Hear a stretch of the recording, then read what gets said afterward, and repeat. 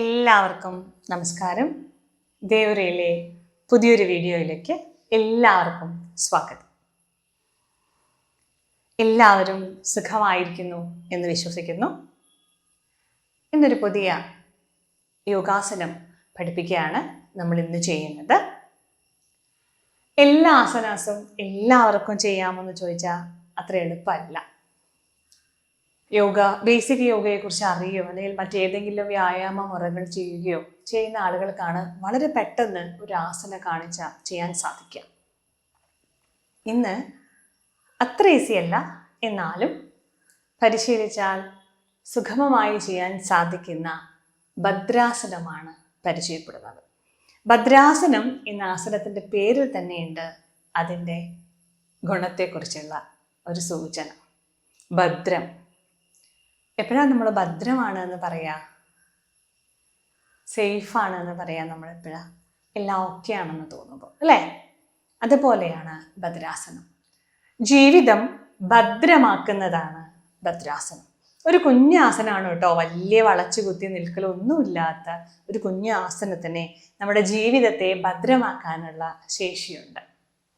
അങ്ങനെയുള്ളൊരു ആസനമാണ് ഭദ്രാസനം. ഞാൻ ചെയ്ത് കാണിക്കാം, അതിൻ്റെ വിശദമായി നമുക്ക് സംസാരിക്കാം. ഒരുപാട് ആസനങ്ങൾ ഒരേ അതിൽ തന്നെ പരിചയപ്പെടുത്തുമ്പോൾ വീഡിയോ ദൈർഘ്യമുള്ളതാവുന്നു എന്നതിനൊപ്പം ഈസി ആയിട്ട് പഠിച്ചെടുക്കാൻ സാധ്യമല്ല എന്നുള്ളതുകൊണ്ട് ഓരോ ആസനങ്ങളായിട്ടാണ് നമ്മൾ പഠിക്കുന്നത് കേട്ടോ. ഭദ്രാസനം ഞാൻ പറഞ്ഞു. ഭദ്രാസനം ആരാ ചെയ്യാൻ പാടില്ലാത്ത എന്നുള്ളതാണ് ഞാൻ ഏറ്റവും ആദ്യം പറയുന്നത് കേട്ടോ. കഠിനമായ കാൽമുട്ട് വേദനയുള്ളവർ ഭദ്രാസനം ചെയ്യരുത് കേട്ടോ. മാത്രമല്ല, നമ്മുടെ കാൽമുട്ടിന് സർജറി കഴിഞ്ഞിട്ടുള്ള ആളുകളാണെന്ന് വയ്ക്കാം, അവരും അത് ചെയ്യാൻ പാടില്ല. കാൽമുട്ടിന് സർജറി കഴിഞ്ഞിട്ടുള്ളവര് സാധാരണയായി ഭദ്രാസനം ചെയ്യാൻ പാടില്ല. ഇനി കാൽമുട്ടിന് സർജറി ഒന്നുമില്ല, നോർമലാണ്, കുഴപ്പങ്ങളൊന്നുമില്ല, പക്ഷേ ഈ കാലിങ്ങനെ മടക്കി വെക്കുമ്പോൾ ഇത്തിരി വേദനയുണ്ട്, അങ്ങനെയുള്ളവരും ഭദ്രാസനം ചെയ്യരുത്. കഠിനമായ സയാറ്റിക വേദന കൊണ്ട് ബുദ്ധിമുട്ടുന്നവരാണെന്നുണ്ടെങ്കിലും ചെയ്യാൻ പാടില്ല. ഇത്രയാണ് നമുക്ക് ഭദ്രാസനം ചെയ്യാൻ പാടില്ലാത്തതുള്ളൂ കേട്ടോ. ബാക്കി എല്ലാവർക്കും ഈസി ആയിട്ട് ചെയ്യാം. കുട്ടികളൊക്കെ വളരെ ഈസി ആയിട്ട് നമ്മൾ സാധാരണ ഇരിക്കുമ്പോൾ തന്നെ ചെയ്യുന്ന ഒരു കാര്യമാണ് ഭദ്രാസനം. ഭദ്രാസനം ചെയ്താലുള്ള ഗുണങ്ങൾ എന്താണെന്ന് വെച്ചാൽ, ജെൻസിനും ലേഡീസിനും ഒരുപോലെ ഗുണകരമാണ് ഭദ്രാസനം എങ്കിൽ പോലും ഏറ്റവും കൂടുതൽ നമുക്ക് ഗുണം ചെയ്യുന്നത് സ്ത്രീകൾക്കാണ്. സ്ത്രീ ജീവിതം ഭദ്രമാക്കും ഭദ്രാസനം എന്നാണ് പറയാം. കാരണം സ്ത്രീ സംബന്ധമായ അസുഖങ്ങൾക്ക്, അതായത് യൂട്രസ്, ബ്ലാഡർ, ഇതൊക്കെ ബന്ധപ്പെട്ടിട്ടുള്ള അസുഖങ്ങൾക്ക് വളരെയധികം ഗുണം ചെയ്യുന്ന ഒരു കാര്യമാണ് ഭദ്രാസനം. നമ്മുടെ ബ്ലാഡർ ഇറങ്ങി വരികയും അതുമൂലം ഭയങ്കര ബുദ്ധിമുട്ട് അനുഭവിക്കുന്ന ഒത്തിരി സ്ത്രീകളുണ്ട്. ഇപ്പോൾ പഴയതിനേക്കാൾ കൂടുതലാണ് ഇപ്പോൾ ഒരവസ്ഥ. അതിന് വളരെ നല്ലതാണ് ഭദ്രാസനം. അതായത് ഇങ്ങനൊരു അസുഖം വന്ന് അതിൻ്റെ പൂർണ്ണാവസ്ഥയിൽ ഇരിക്കുന്ന ഒരാൾ ഭദ്രാസനം ചെയ്തത് കുറയ്ക്കാൻ നല്ല കേട്ടോ, അങ്ങനെ ചിന്തിക്കരുത്. ഇതിന് സാധ്യത വളരെ കൂടുതലാണ് സ്ത്രീകൾക്ക് എന്നുള്ളത് കൊണ്ട് ഭദ്രാസനം ആദ്യമേ ശീലിച്ചാൽ ഈ അസുഖത്തെ നമുക്ക് മാറ്റി നിർത്താൻ സാധിക്കും. അതുപോലെ യൂട്രസ് സംബന്ധമായിട്ടുള്ള അസുഖങ്ങൾക്ക് നല്ലതാണ്. നമ്മുടെ പീരിയഡ്സിൻ്റെ സമയത്തുള്ള വയറുവേദന ഒഴിവാക്കാൻ പൂർണ്ണമായും നമുക്ക് ഭദ്രാസനത്തിലൂടെ സാധിക്കും. പെൽവിക് ഓപ്പൺ ആവുകയും നമ്മുടെ ആ വേദന മാറുകയും ചെയ്യും. മാത്രമല്ല, നമ്മുടെ തുടയെല്ലിൻ്റെയും ഇടുപ്പിൻ്റെ ഭാഗത്ത്, തുടയുടെ ഭാഗത്ത്, കാൽമുട്ടിൻ്റെ ഭാഗത്തൊക്കെയുള്ള എല്ലുകൾക്കും ആ ഭാഗങ്ങൾക്കൊക്കെ പൂർണ്ണമായ അയവ് വരികയും ബലമുള്ളതാവുകയും ചെയ്യും. ഈ എല്ലുകളൊക്കെ ബലമുള്ളതാവുകയും നമ്മുടെ ബോഡിയുടെ ഫ്ലെക്സിബിലിറ്റി കൂടുകയും ചെയ്യും. ബ്ലഡ് സർക്കുലേഷൻ ആ ഭാഗത്തേക്കുള്ളത് കൂടുന്നു. ഇങ്ങനെയുള്ള അസുഖങ്ങൾക്കൊക്കെ വളരെ നല്ലതാണ് ഭദ്രാസനം ചെയ്യുന്നത്.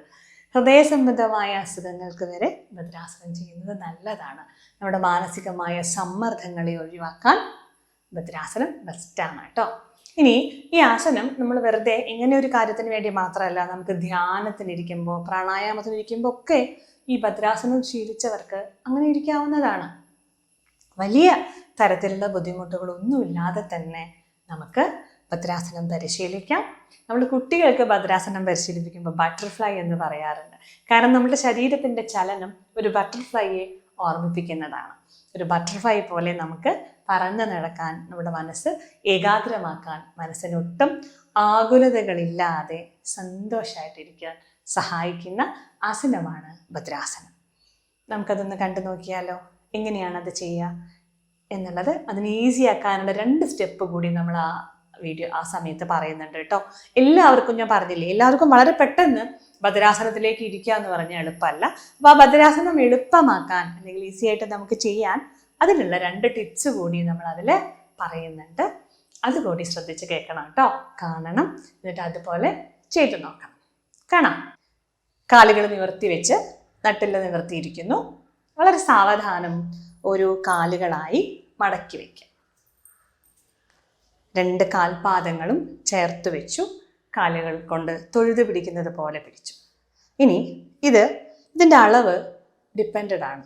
ഓരോരുത്തർക്കും എത്രയാണോ സാധിക്കുക അതിനനുസരിച്ചാണ് കാലുകൾ മുന്നോട്ടും നീക്കേണ്ടതും പിന്നോട്ടും നീക്കേണ്ടതും. നിങ്ങൾക്ക് എത്രയാണോ വേദനയൊന്നും ഇല്ലാതെ വയ്ക്കാൻ, തികച്ചും കംഫർട്ടബിളായിട്ട് എങ്ങനെയാണോ ഇരിക്കാൻ സാധിക്കുന്നത് അങ്ങനെയാണ് ഇരിക്കേണ്ടത്. ചേർത്ത് വെച്ചു. കൈകൾ കൊണ്ട് കൈയിന് 2 ചൂണ്ടുവിരലും എടുത്ത് തള്ളവിരലിനോട് വട്ടം ചുറ്റിപ്പിടിച്ച് ഇങ്ങനെ ഇരുന്നു. നട്ടെല്ല് നിവർത്തി ഇരിക്കുക. ഇങ്ങനെ 30 സെക്കൻഡ് മുതൽ 2 മിനിറ്റ് വരെ നിങ്ങൾക്ക് ഈസി ആയിട്ട് ഇരിക്കാൻ പറ്റും. ഏറ്റവും ആദ്യത്തെ ദിവസം തന്നെ ഇങ്ങനെ വന്നിരിക്കാൻ സാധിക്കണമെന്നൊന്നുമില്ല.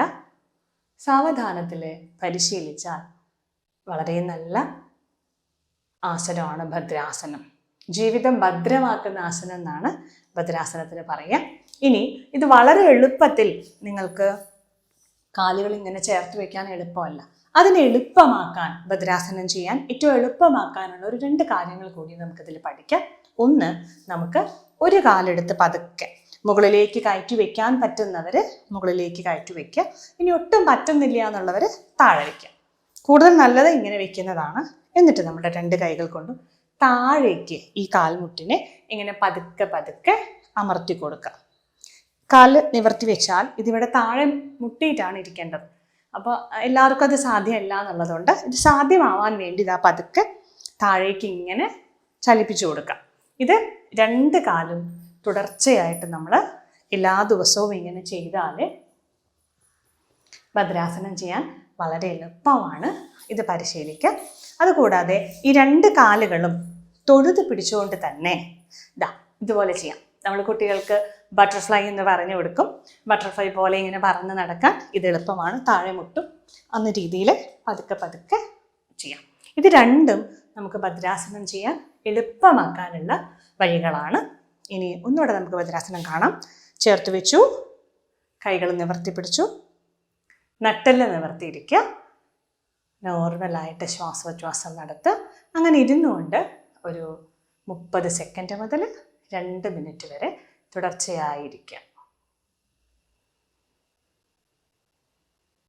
പതുക്കെ ശ്വാസം നോർമൽ ബ്രീത്തിങ്ങിനോട് കൂടിയിട്ടാണ് കുറച്ച് സമയം ഇരിക്കുന്നുണ്ടെങ്കിൽ നമ്മൾ ചെയ്യേണ്ടത്. നോർമൽ ബ്രീത്തിങ്ങിൽ അവസാനിപ്പിച്ചു. വളരെ സാവധാനം കാലുകൾ നിവർത്തി വെച്ചു, 2 കാലുകളും നിവർത്തി വെച്ചു, പതുക്കെ റിലാക്സ് ചെയ്യും. അപ്പോൾ എല്ലാവരും ഇത് ചെയ്ത് നോക്കുക. അതിനുശേഷമുള്ള അഭിപ്രായങ്ങളും നിങ്ങളുടെ വിലയേറിയ നിർദ്ദേശങ്ങളും എനിക്ക് കമൻറ്റുകളായിട്ട് എഴുതണം കേട്ടോ. എല്ലാവരോടും സ്നേഹം. നമുക്ക് മറ്റൊരു കാര്യവുമായിട്ട് അടുത്ത വീഡിയോയിൽ കാണാം. സ്നേഹം. നന്ദി.